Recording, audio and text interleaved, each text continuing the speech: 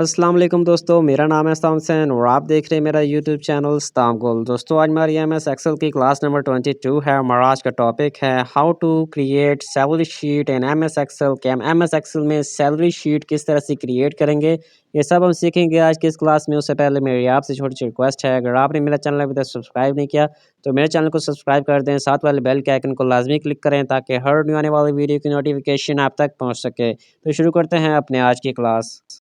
तो दोस्तों अगर आप किसी ऑफिस या स्कूल में काम करते हैं या किसी भी इदारे में काम करते हैं और यहाँ पे आपको कोई कहता है कि मुझे सैलरी शीट क्रिएट कर दो, तो आप कैसे क्रिएट करोगे? बहुत ही सिंपल है, ठीक है। यहाँ पे मैं आपको एक किसी स्कूल की सैलरी शीट क्रिएट करके देता हूँ, वैसे ही आपने उसकी कॉपी कर लेनी है, ठीक है। सबसे पहले मैं लिखता हूँ नंबर, उसके बाद मैं लिखता हूँ नेम, ठीक है। अगेन नेक्स्ट कॉलम में हम आते हैं, यहाँ पे हम लिखते हैं डेस्टिनेशन कि वो कौन से सब्जेक्ट्स पढ़ाता है, ठीक है।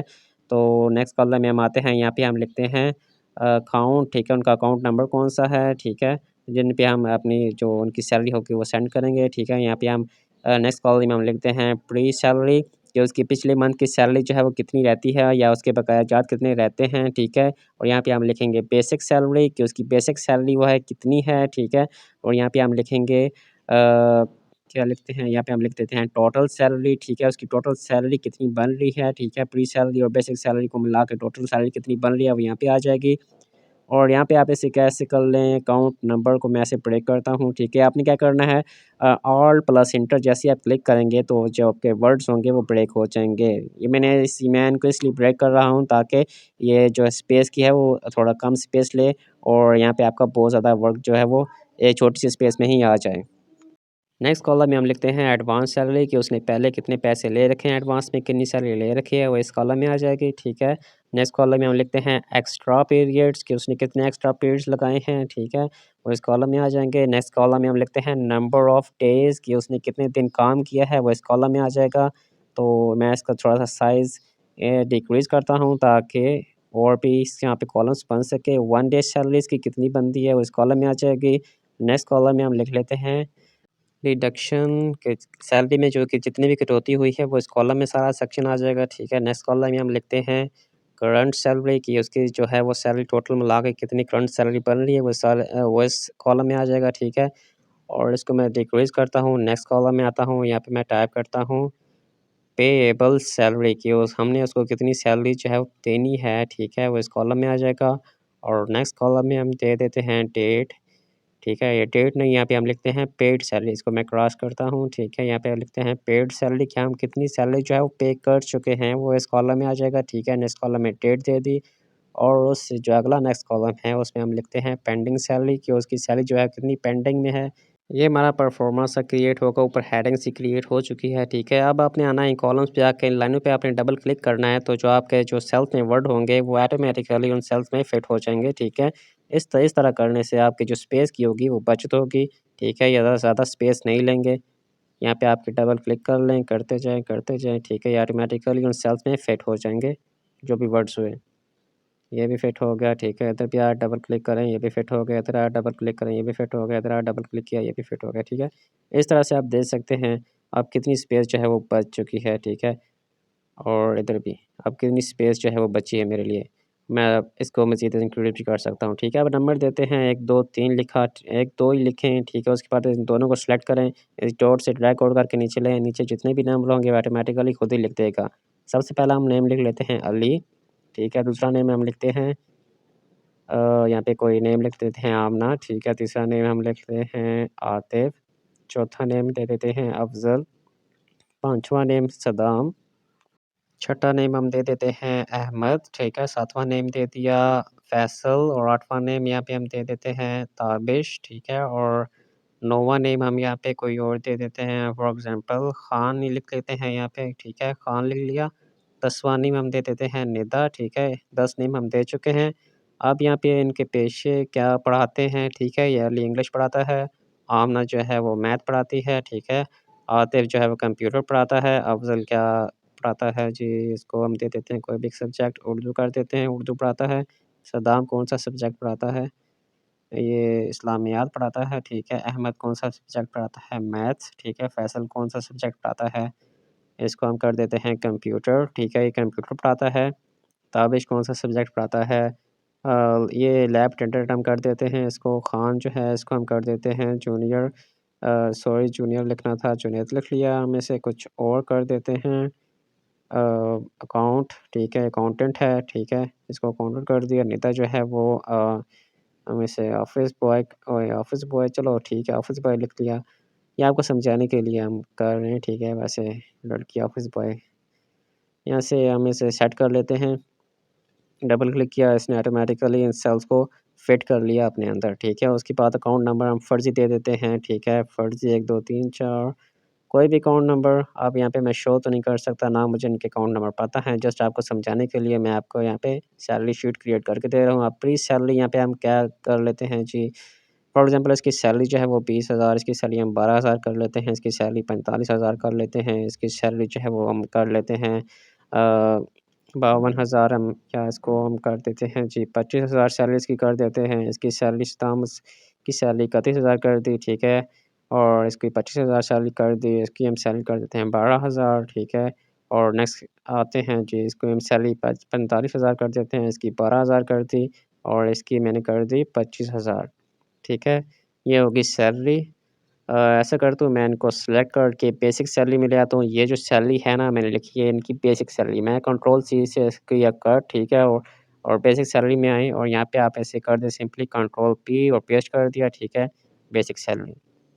प्री सैलरी क्या होगी, प्री सैलरी के इसकी सैलरी जो कितनी रहती है, ठीक है, वो प्री सैलरी में आ जाएगी। अब नंबर ऑफ डेज़ और 1 डे सैलरी इसकी कितनी बनती है, ठीक है, और 1 डे सैलरी इसको मैं इसको कलर दे देता हूँ, ठीक है, और बेसिक सैलरी इसको भी मैं कलर दे देता हूँ। अब 1 डे सैलरी इसकी कितनी बनती है, वो उसके लिए हम यहाँ पे फ़ॉर्मूला लगाएँगे। फ़ॉर्मूला बहुत ही आसान है, ठीक है। सबसे पहले हम यहाँ पे लिखते हैं इज़ इक्वल्स टू लिखने के बाद आपने बेसिक सैलरी को सेलेक्ट करना है, उसके बाद आपने डिवाइड करना है और 30 पे डिवाइड कर देना है, ठीक है। ये बेसिक 1 डे सैलरी इसकी निकल आई है, ठीक है। उसके बाद आपने इसको सेलेक्ट करना है और ड्रैग आउट करके नीचे ले आएँगे। नीचे जितनी भी वैल्यूज़ होंगी उनकी ऑटोमेटिकली आपको ये वैल्यू कैलकुलेट करके दे देगा। ये इन सब की 1 डे सैलरी जो है वो कैलकुलेट हो चुकी है। नीचे जस्ट एक बार ऊपर फार्मूला लगाया, ड्रैग आउट करके नीचे ले आए, ठीक है। नीचे सब केस ने 1 डे सैलरी कैलकुलेट करके दे दी है, ठीक है। अब टोटल सैलरी जो है वो कितनी बनती है, हम टोटल सैलरी को प्री सैलरी और बेसिक सैलरी में प्लस करेंगे और टोटल सैलरी निकल आएगी। इसके लिए भी फार्मूला लगा लेते हैं, ठीक है। यहाँ पे हम लगाएँगे इज़ इक्वल्स टू उसके बाद प्री सैलरी मतलब कि पिछले इसके बकायाजात कितने रहते हैं, ठीक है, उसको हम बेसिक सैलरी में प्लस कर देंगे। ये ठीक है, उसके बाद प्लस बेसिक सैलरी में प्लस कर दिया, एंटर दबाया, ठीक है। अभी टोटल सैलरी 20,000 ही आ रही है क्योंकि मैंने अभी प्री सैलरी जो है वो इसमें ऐड ही नहीं की, ठीक है। इसके बकायाजात अभी मैंने ऐड ही नहीं किया, ठीक है, इसलिए हमने फिक्स यहाँ पे सैलरी आ रही है टोटल सैलरी, ठीक है, ये हो गया। उसके बाद यहाँ पे आप देख सकते हैं और भी आपको ऑप्शन मिल रहे हैं, ठीक है। ये 1 डे सैलरी हो गया, 1 डे सैलरी के साथ इसको आप ये बेसिक सैलरी है, ठीक है, बेसिक सैलरी और ये टोटल सैलरी हो गई। अब प्री सैलरी अगर यहाँ पे मैं कोई भी प्री सैलरी लिखता जाऊँगा तो मेरी जो टोटल सैलरी है उसमें वो जो है चेंजेस आएँगे ऑटोमेटिकली क्योंकि मैंने फार्मूले जो हैं वो ऑलरेडी लगाए हुए हैं, तो मुझे बार-बार लिखने की ज़रूरत नहीं पड़ेगी, ठीक है। अब नंबर ऑफ डेज़ है, एक्स्ट्रा पीरियड्स है, एडवांस सैलरी है, ये सब हम सीखेंगे। तो चलते हैं, सबसे पहले मैं इसको सेंट्रलाइज़ कर देता हूँ ताकि दिखने में थोड़ा-सा अच्छा लगे, ठीक है। इसको सेंट्रलाइज़ कर दिया। उसके बाद हम आते हैं जी करंट सैलरी पे आते हैं। करंट सैलरी क्या है? करंट सैलरी जितनी भी पीछे से जितनी भी सैलरीज़ बन रही है, उन सब सैलरीज़ को कैलकुलेट करेगा और करंट सैलरी वो बन जाएगी, ठीक है? करंट सैलरी हम इस पे इज़ इक्वल्स टू लगाते हैं। इज़ इक्वल्स टू लगाया, उसके बाद आपने नंबर ऑफ डेज़ सेलेक्ट करने हैं, ठीक है? इसने कितने दिन काम किया है, ठीक है? उस हिसाब से इसकी सैलरी बनेगी। अब नंबर ऑफ डेज़ को आपने मल्टीप्लाई करना है 1 डे सैलरी पे, ठीक है? क्योंकि 1 डे सैलरी है, उससे आप मल्टीप्लाई करेंगे तो उतने दिन की सैलरी बनेगी जितने दिन ये काम करेगा, ठीक है? मल्टीप्लाई किया, उसके बाद नंबर ऑफ डेज़ सेलेक्ट किए, ठीक है? अब इसको आप माइनस कर दें एडवांस सैलरी के साथ। फॉर एग्ज़ाम्पल अगर उसने कोई एडवांस सैलरी ले रखी है, तो वो भी ऑटोमैटिकली यहाँ पे माइनस हो जाएगी। एडवांस सैलरी ले रखी है तो मैंने सोचा कि एंटर क्लिक करें, ठीक है। फ़ॉर्मूला लग चुका है, बस जस्ट आपने क्या करना है एंटर प्रेस करना है, एंटर प्रेस करें, ठीक है। अभी करंट सैलरी ये 0 बता रहा है क्योंकि मैंने नंबर ऑफ डेज़ यहाँ पे लिखे ही नहीं है। फॉर एग्ज़ाम्पल यहाँ पे आप जो नंबर ऑफ डेज़ लिखेंगे 29 डे मैंने लिख दिए हैं, ठीक है। तो इसने करंट सैलरी इसकी बता दी है कि 19,333 रुपए बनती है। क्योंकि इसने 1 दिन छुट्टी की थी, ठीक है। अब इसकी बेसिक सैलरी आप देख सकते हैं 20,000 बेसिक सैलरी बन रही है, ठीक है। अब करंट सैलरी 19,000 क्यों बन रही है? क्योंकि इसने 1 दिन जो है वो छुट्टी की थी, ठीक है। इस तरह से आप इसकी कर सकते हैं। मैं इसको क्या करता हूँ बॉर्डर लगा देता हूँ यहाँ पे। और पाउडर कर दिया, ठीक है। अभी ये आपको वाज़ह फ़र्क नज़र आ रहा होगा, ठीक है। अब अगर यहाँ पे एडवांस सैलरी भी होती है, फॉर एग्ज़ाम्पल 2000 इसने एडवांस सैलरी ले रखी है, तो अब इसकी करंट सैलरी कितनी बन रही है? इसकी करंट सैलरी बन रही है 17,300 17,333, ठीक है। क्यों बन रही है? क्योंकि 2000 इसने एडवांस ले रखा है, एक छुट्टी इसने ऑटोमैटिकली कर रखी है। ये सारा कैलकुलेशन ये ऑटोमैटिकली आप कल को करके आपको दे रहा है, क्योंकि मैंने फ़ॉर्मूला जस्ट लगाया हुआ है, ठीक है। ये अब देख सकते हैं आपने करंट सैलरीज़ कितनी बन रही है, एडवांस सैलरी इसने 2000 ली है, ठीक है, इसलिए करंट सैलरीज़ कितनी बन रही है, क्योंकि एडवांस सैलरी जो है वो उसने डिडक्ट कर ली है, बीच में से माइनस कर ली है, ठीक है। अब साथ में इसको आप इससे ड्रैग आउट करके नीचे ले आएँ, ताकि नीचे जितनी वैल्यूज़ हैं उनको ऑटोमेटिकली कैलकुलेट करके आपको दे देगा। अब नीचे 0-0 क्यों बता रहा है, क्योंकि नंबर ऑफ डेज़ मैंने नीचे जितनी वैल्यूज़ हैं, इनके नंबर ऑफ डेज़ मैंने दिए ही नहीं है यहाँ पे, ठीक है, इसलिए वो जो करंट सैलरी है वो 0-0 बता रहा है। अब इसने 30 दिन काम किया है, इसकी जितनी बेसिक सैलरी बनती थी उतनी इसकी जो है करंट सैलरी है, ठीक है। अब इसने जो है वो 30 दिन काम किया, अब इसकी भी जितनी बेसिक सैलरी बनती है, उतनी इसकी करंट सैलरी बन रही है, ठीक है। अब नीचे आ जाएँ, इसके मैं नंबर ऑफ डेज़ देता हूँ, फॉर एग्ज़ाम्पल यहाँ पे मैं इसको 15 कर देता हूँ कि इसने 15 दिन काम किया है, ठीक है। एंटर प्रेस करेंगे, आप देख सकते हैं इसकी जो बेसिक सैलरी है और इसकी करंट सैलरी उसकी उसमें ज़मीन आसमान का फ़र्क है, क्योंकि इसने 15 दिन काम किया है, इसलिए इसमें इतनी डिडक्शन हुई है। अब सदाम है, इसने कितने दिन 30 दिन काम किया है, अब इसकी जितनी बेसिक सैलरी बन रही थी, उतनी उसकी करंट सैलरी भी बन रही है, ठीक है। अब इसने 20 दिन काम किया है और यहाँ पे मैं नंबर डेज़ देते जाता हूँ, ठीक है। ये ऑटोमैटिकली खुद ही कैलकुलेट करके देता जाएगा। इसने कितने 25 दिन काम किया है, ठीक है। अब इसने कितने दिन काम किया है, इसने 27 दिन काम किया है और इसने जो है वो निदा ने कितने दिन काम किया है, 10 दिन काम किया है, ठीक है। अब इन सब चीज़ ने करंट सैलरी भी कैलकुलेट करके दे दी है, ठीक है। अब डिडक्शन इसमें कितनी हुई है इन डेज़ को हिसाब से, ये कितने दिन इन्होंने काम किया है, ठीक है। उसमें से कटौती जो है वो सैलरी में कटौती हुई है, वो कितनी हुई है, वो ये इस सेक्शन में डिडक्शन वाले सेक्शन में आ जाएगी। तो इसका क्या फ़ॉर्मूला है, वो भी सिंपल सा आपने इज़ इक्वल्स टू प्रेस करना है, उसके बाद आपने बेसिक सैलरी को क्लिक करना है, ठीक है? उसके बाद आपने बेसिक सैलरी क्लिक करने के बाद आपने दबाना है माइनस को आप दबाएँगे, माइनस को दबाने के बाद आपने क्लिक करना है करंट सैलरी को क्लिक करने के बाद आपने सिंपली एंटर प्रेस करना है, आपके जो रिडक्शन है वो सामने आ जाएँगे। इसके जो रिडक्शन हुए हैं वो 2667 हुए हैं, ठीक है? मैं इसको ड्रैग आउट करके नीचे ले आता हूँ इसी फ़ॉर्मूले को। अब नीचे की जितनी वैल्यूज़ हैं, इसने ऑटोमैटिकली कैलकुलेट करके मुझे दे दिए हैं, ठीक है? अब इनमें से कई के 0-0 भी हैं, ठीक है? क्योंकि उसने 30-30 दिन दिन जो है वो काम किया। बाकी के जो रिडक्शन है वो आपको सामने नज़र आ रहे हैं। जितने दिन काम किया है, उसी हिसाब से जो है वो जो सैलरी की कटौती हुई है, ठीक है? उनकी रिडक्शन जो है वो उतनी बन चुकी है, ठीक है? अब पेएबल सैलरी जो है वो कितनी है? पेएबल सैलरी जो है इनकी कितनी बन रही है, वो आपने फ़ॉर्मूला लगाना है इज़ इक्वल्स टू आपने करंट सैलरी को सिलेक्ट करना है। करंट सैलरी को सिलेक्ट करने के बाद आपने प्लस के निशान को प्रेस करना है। उसके बाद प्री सैलरी जो है कितनी बकाया जात रहते हैं, ठीक है? उसको आपने सिलेक्ट कर लेना है। उसके बाद आपने क्या करना है, सिंपली आपने प्लस को फिर से लिखना है, ठीक है? और एक्स्ट्रा पीरियड जो है कितने लगाए हैं, वो आपने क्लिक कर लेने हैं, ठीक है? उसके बाद आपने एंटर प्रेस करना है। एंटर प्रेस करेंगे तो आपकी पेएबल सैलरी निकल आएगी, ठीक है?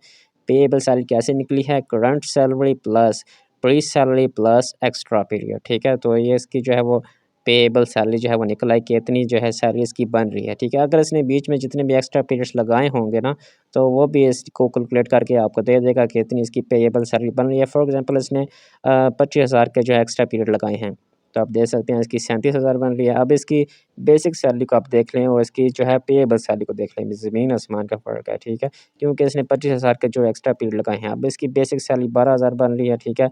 और उसकी पेएबल सैलरी 37,000 बन रही है। ये कैसे? क्योंकि इसने 25,000 का जो एक्स्ट्रा पीरियड लगाया है, वो आपको भी यहाँ पे आपको नज़र आ रहा होगा। तो इस तरह से इसकी सैलरी में फ़र्क आपको वाज़ह तौर पे नज़र आएगा। जो भी एक्स्ट्रा पीरियड लगाएगा यहाँ पे आप उसकी जो है वो लगा लें। यहाँ पे एडवांस सैलरी जो आप जो भी आप लिखेंगे जो उसकी कटौती हो जाएगी, ठीक है? इसने जो इस फॉर एग्ज़ाम्पल इसने जो एडवांस सैलरी ली है वो कितनी ली है? यहाँ पे मैं लिखता हूँ इसने 5,000 की एडवांस सैलरी ली है, ठीक है? आप एंटर प्रेस करेंगे तो आपको वाज़ह तौर पे पेएबल सैलरी में फ़र्क नज़र आएगा, ठीक है? आप देख सकते हैं इसकी 31,000 बेसिक सैलरी है, ठीक है? 31,000 बेसिक सैलरी पेएबल 26,000 कैसे बन रही है? क्योंकि इसने 5,000 का एडवांस लिया हुआ है ऑलरेडी। तो इसलिए इसने कटौती बीच में कर ली। आप डिडक्शन आप इस डिडक्शन वाले सेक्शन में भी आप देख सकते हैं 5 साल की डिडक्शन हो चुकी है, ठीक है? यहाँ पे आपको वाज़ह-वाज़ह चीज़ें आपको नज़र आ रही होंगी। तो ये आप देख सकते हैं 26,000 इसकी 31,000 ठीक है? सारा आपको वाज़ह-वाज़ह नज़र आ रहा होगा। जस्ट आपने क्या एक बार फ़ॉर्मूले लगा लेने हैं समझ के सही अच्छी तरह से, तो बहुत आसानी हो जाएगी आपके लिए। यहाँ पे मैं इसको कर लेता हूँ एडवांस वाली 2,000 लिया है, ठीक है? इसकी कटौती हो जाएगी तो इसकी 35,000 बन रही है, ठीक है। अगर इसने फॉर एग्ज़ाम्पल एक्स्ट्रा पीरियड किसी ने लगाए हैं, इसने 4,000 के एक्स्ट्रा पीरियड लगाए हैं, तो इसने इसके जो है वो पेएबल सैलरी जो है 14,000 बन रही है, ठीक है। आप देख सकते हैं 14,000 बन गया, 14,000 जो है उस पेएबल सैलरी बन रही है, ठीक है। तो अभी यहाँ पे और 3 कॉलम जो है वो रहते हैं, एक पेड सैलरी फॉर एग्ज़ाम्पल एक पेड सैलरी मैं कहता हूँ अली को जो पेड सैलरी हमने की है वो 17,333 हमने इसको फुल जो है सैलरी पे कर ली है, ठीक है। अब जो आमना है, ठीक है, इसको हमने कितनी सैलरी पे की है, इसको भी 37,000 हमने पे कर दी है, ठीक है। अब नीचे आतिफ़ है, ठीक है, इसको हम कितनी सैलरी पे करेंगे वो हम यहाँ पे टाइप कर देते हैं। फॉर एग्ज़ाम्पल हमने इसको किसी भी कंपनी लॉस की वजह से थोड़ी कम सैलरी पे की है, हमने इसको 45,000 के बजाय 40,000 जो है वो सैलरी पे की है। 5,000 हमने इसकी पेंडिंग कर दी है, ठीक है। यहाँ पे हम डेट भी लिख लेते हैं कि हमने कौन-सी डेट को इसको जो सैलरी पे की है, 19 तारीख को हमने पे की है। ठीक है, यहाँ पे आप अगर मंथ लिख लिया उसके बाद आपने यहाँ पे ईयर लिख लिया, ठीक है, 2022। तो इसको भी यहाँ पे एडजस्ट कर लेते हैं सेल्स को। तो ठीक है, यहाँ पे ऊपर भी आप डेट लिखना चाहते हैं तो आप लिख लें, ठीक है। यहाँ पे 18 लिख लिया, यहाँ पे 17 लिख लिया। तो यहाँ पे मैं आगे मंथ्स भी लिख लेता हूँ ताकि इस डेट कंसीडर भी हो। तो यहाँ पे मैं इसको 2022 लिख लिया, ठीक है। यहाँ पे 18 लिखा है, ठीक है, जहाँ पे 18 लिखा है तो इसको भी 18 लिखने के बाद यहाँ पे आके मंथ लिख लेता हूँ, 8वां मंथ और 2022, ठीक है। अब जस्ट इन तीनों को ही मैं सेलेक्ट करूँगा और नीचे कॉपी पेस्ट कर दूँगा, बार-बार लिखने की ज़रूरत ही नहीं पड़ेगी, ठीक है। वैसे ड्रैग आउट करके नीचे ले आता हूँ, तो ये खुद ही ऑटोमेटिकली चाहे नीचे जो जितने भी सेल्स होंगे वो खुद में ऑटोमेटिकली लिख लेगा, ठीक है। इसने बाकी जितने सेल्स हैं नीचे रिपीट कर दिया डेट, फॉर एग्ज़ाम्पल ये डेट्स हैं, ठीक है। अब नीचे जो है आगे इसको हमने कितनी सैलरी पे की है ये आप यहाँ पे लिख लेते हैं 12,000 इसको 500 थोड़ा कम सैलरी पे की है, ठीक है। इसको हमने इतनी सैलरी पे की है और इसको हमने इतनी सैलरी पे कर दी और इसको हम करते हैं जी इतनी सैलरी पे करते हैं, ठीक है। 35,000 इसको कर दी और इसको इतनी सैलरी पे कर दी, ठीक है। फॉर एग्ज़ाम्पल इसको इतनी सैलरी जो है वो हमने पे कर दी। ठीक है। अब जो पेड सैलरीज़ हैं और पेएबल सैलरीज़ हैं, ठीक है? अब किन-किन के जो है बकायाजात रहते हैं, किन-किन को हमने कम सैलरी पे की है और किन को ज़्यादा सैलरी पे की है और यहाँ पे हम फ़ॉर्मूला लगाएँगे इज़ इक्वल्स टू ठीक है? इज़ इक्वल्स टू लगाने के बाद आपने सैलरी सेलेक्ट करनी है, ठीक है? Payable salary. पेएबल सैलरी को सेलेक्ट करने के बाद आपने माइनस करना है किसको? पेएबल सैलरी को सेलेक्ट करने के बाद आपने माइनस करना है पेड सैलरी को। पेड सैलरी को माइनस कर दें, एंटर प्रेस करें, ठीक है? ये आपकी पेंडिंग सैलरी जो है वो सामने आ जाएगी। इसकी जो पेंडिंग सैलरी है वो तो पॉइंट्स में है मतलब कि इसके जो पॉइंट्स के आगे पेएबल सैलरी थी वो 0.3 थी तो इसलिए इसने आगे पॉइंट्स में सैलरी जो है वो मुझे शो कराई है। तो number of days for example इसको मैं 27 कर देता हूँ तो इसकी माइनस में आ रही है। माइनस में क्यों आ रही है? क्योंकि माइनस में इसलिए आ रही है क्योंकि मैंने इसको फिर ज़्यादा जो है सैलरी जो है पे कर दी है, ठीक है? इसके दिन इनके दिन के हिसाब से ज़्यादा सैलरी पे कर दिया। पेएबल सैलरी 14,000 बन रही है और मैंने इसको पेड जो कर दिया वो 17,000 है। इसलिए ये मुझे माइनस में बता रहा है कि -300 जो है वो 3,000 जो है -3,000 जो मैंने ज़्यादा पे कर दिया, ठीक है? मैं मतलब नुकसान में चला गया। तो इस तरह से आप इनको कैलकुलेट कर सकते हैं, ठीक है? जस्ट आपने एक बार जो है वो आपको थोड़ा-सा मुश्किल होगी फ़ॉर्मूला लगाते वक़्त, बाकी अब शीट जो है वो क्रिएट हो चुकी है। यहाँ पे मैं जो भी चेंजेस करूँगा, वो ऑटोमैटिकली खुद ही वैल्यूज़ चेंज होती जाएँगी। फॉर एग्ज़ाम्पल मैंने इसको 14,000 जो है पेड किया है, ठीक है, सैलरी। अब इसकी जो पेंडिंग है वो 0 हो गई है, ठीक है? क्योंकि मैंने जितनी पेएबल थी उतनी पेड भी मैंने इसको दे दी है, ठीक है? अब इसको ड्रैग आउट करके नीचे ले आता हूँ। अब नीचे की जितनी वैल्यूज़ हैं, ठीक है, जितनी इनकी पेंडिंग्स थी सैलरीज़ वो नीचे मुझे इसने कैलकुलेट करके सामने दे दिया। अब जब माइनस में 7,000 मुझे ये बता रहा है, माइनस ठीक है 71,000 ठीक है, तो ये कैसे बता रहा है, ठीक है। अब इसकी 8,000 सैलरी बनती है और मैंने इसको दे दी एक 80,000 सैलरी, ठीक है। ये मैंने गलती से इसको दे दी, यहाँ से मुझे पेंडिंग सैलरी में ये पकड़ा गया, ठीक है। तो इसको मैं 8,000 कर देता हूँ। अब इसने माइनस में नहीं बताया, अब इसने बिल्कुल ठीक 333 जो है वो मैंने इसको पे करने हैं, ठीक है। इसकी पेंडिंग में रहती है सैलरी, क्योंकि इसकी 8,333 थी, मैंने इसको 8,000 पे की है, ठीक है। बाकी इसके जो बकायाजात बचते हैं, वो इसको 333 बचते हैं, ठीक है। अब इस तरह से यहाँ पे आप जो भी चेंजेस करेंगे, वो ऑटोमेटिकली चेंज होती जाएँगी, ये वैल्यूज़ खुद ही ऑटोमेटिकली चेंज होती जाएँगी। अब हमारा एक कॉलम जो है वो बच चुका है प्री सैलरी का कि हमारी जो बकायाजात पिछली मंथ के थे, हमने जो हमें सैलरी नहीं मिली वो यहाँ पे हम लिखेंगे। फॉर एग्ज़ाम्पल प्री सैलरी पिछले मंथ मुझे 5,000 जो है वो नहीं मिला, ठीक है। अब जैसे ही मैं एंटर प्रेस करता हूँ तो पेंडिंग सैलरी इसने 5,000 ऐड कर दिए हैं, ठीक है। अब ये देख सकते हैं पेंडिंग सैलरी में इसने 5000 ऐड कर दिए हैं। तो यहाँ पे आप जो भी आप चेंजेस करेंगे तो ऑटोमेटिकली सारी वैल्यूज़ में चेंजेस आएँगी। पेंडिंग सैलरी में चेंज आएगी, पेएबल सैलरी में ऑटोमेटिकली जो है वो चेंज आएगी, ठीक है? पेड में भी सारा कुछ यहाँ पे चेंज होने वाला है, ठीक है? क्योंकि मैंने एक बार शीट क्रिएट कर दी है, फ़ॉर्मूले लगे हुए हैं सारे सेल्स में, ठीक है? सारे कॉलम्स में फ़ॉर्मूले लगे हुए हैं, ठीक है? तो इसलिए ये जो है वो ऑटोमेटिकली चेंज करता रहेगा। यहाँ पे मैं नोट भी यहाँ पे लिख देता हूँ, ठीक है? नेक्स्ट कॉलम में नोट लिखा है, जो जिनकी पेंडिंग सैलरी क्लियर है, ठीक है? यहाँ पे मैं लिखता हूँ क्लियर, ठीक है? जिनकी पेंडिंग सैलरी रहती है, यहाँ पे मैं लिखता हूँ पेंडिंग, ठीक है? तो अब इसी पेंडिंग को मैं नीचे ड्रैग आउट करके ले जाता हूँ नीचे, ठीक है? इसने पेंडिंग लिख लिया, इसको मैं कॉपी करता हूँ यहाँ पे क्लियर और नीचे जो 3 वैल्यूज़ हैं, यहाँ पे भी मैं कर देता हूँ पेंडिंग। तो इसी पेंडिंग को कहते हैं कॉपी, इस पेंडिंग को किया कॉपी, नीचे आ जाएगा, यहाँ पे कर देते हैं पेंडिंग, ये भी पेंडिंग है और ये भी पेंडिंग है, ठीक है?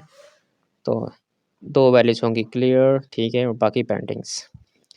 तो अब इनको जो है वो थोड़ी-सी फ़ॉर्मेटिंग कर लेते हैं। ये जो पेंडिंग है इसको मैं कलर देता हूँ रेड, रेड कलर इसको दे देते हैं।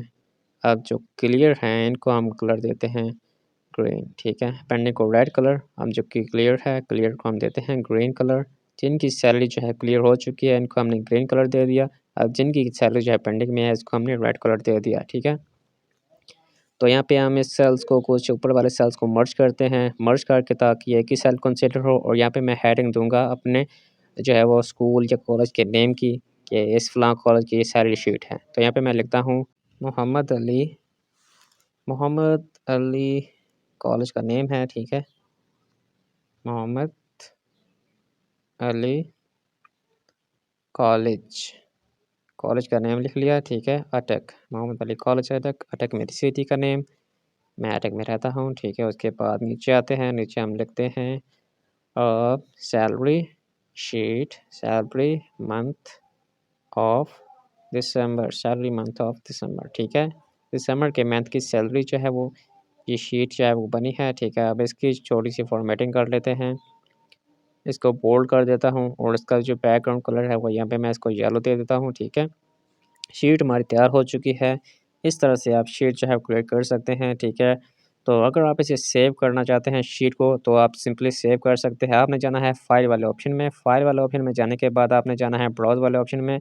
यहाँ से आप जहाँ भी सेव करना चाहते हैं, जिस डिस्क में सेव करना चाहते हैं, ठीक है? जिस फ़ोल्डर में सेव करना चाहते हैं उस फ़ोल्डर सेलेक्ट करें। उसके बाद इसे आप इसे रीनेम करें, जो नेम देना चाहते हैं फाइल नेम, मैं इसे देता हूँ salary sheet, file name salary sheet हो चुका है, ठीक है? उसके बाद सेव एज़ टाइप, किस टाइप में आप सेव करना चाहते हैं, पीडीएफ फ़ॉर्मेट, यहाँ पे आपको बहुत से फ़ॉर्मेट मिल जाते हैं, जो फ़ॉर्मेट आपको अच्छा लगता है, ठीक है? मैं इसको एक्सेल फ़ॉर्मेट में ही रहने देता हूँ, ठीक है? उसके बाद सेव वाले ऑप्शन पे मैं सिंपली क्लिक करता हूँ, तो मेरी जो फ़ाइल है वो सिंपली सेव हो चुकी है। बहुत ईज़ी है, ठीक है? अगर आपका कोई भी क्वेश्चन होता है इस एमएस एक्सेल से रिलेटेड, आप मुझसे कमेंट बॉक्स में पूछ सकते हैं। ये थी हमारी आज की वीडियो, उम्मीद करते हैं आपको वीडियो पसंद आई होगी। वीडियो पसंद आने की सूरत में इसे लाइक कर दें, चैनल को सब्सक्राइब कर दें, साथ वाले बेल के आइकन को लाज़मी क्लिक करें ताकि हर न्यू आने वाली वीडियो की नोटिफ़िकेशन आप तक पहुँच सके। मिलते हैं नेक्स्ट वीडियो में, तब तक के लिए अल्लाह हाफ़िज़।